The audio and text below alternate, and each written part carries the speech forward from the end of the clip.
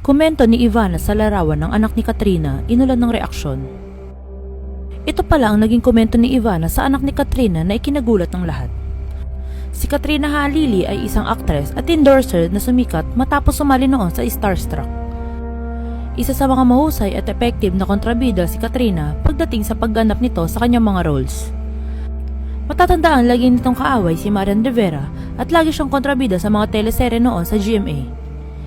Tinawag siyang Primera Kontrabida of the Philippines noong 2017. Nagkaroon ng anak sina Katrina at Chris Lawrence na isang singer noong taong 2012. Ngunit naghiwalay rin ang dalawa upang ayusin ang kanilang mga sarili.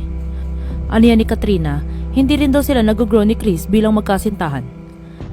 Binanggit rin nila na nais nila mag-focus sa kanilang mga pinansyal at personal goals. Samantala, 12 taong gulang na ang kanilang unika iya na si Katie. Madalas makikita magkasama ang mag-ina sa Facebook, Instagram at TikTok ni Katrina. At kuminsan na rin ay may mga videos rin na kumakalat sa social media na kasama naman nito ang ama na si Chris. Maraming artista ang sumusuporta at natutuwa kay Katie kung kaya't sinusuportahan at pinapanood ang kanilang videos.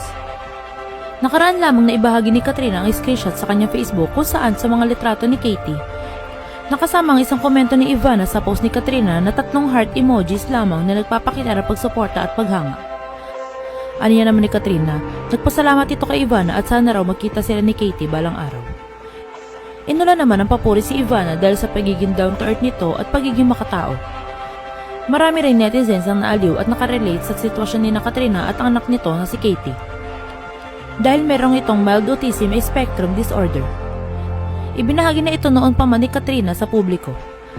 At nalaman raw nila ito noong madiagnose si Katie noong nasa 3 taong gulang pa lamang siya. Sa videos naman nila ay pinapakita nila ang kanilang araw-araw na pamumuhay, katulad ng regular na pagpunta sa mall at pagpapasok ni Katie sa eskwelahan.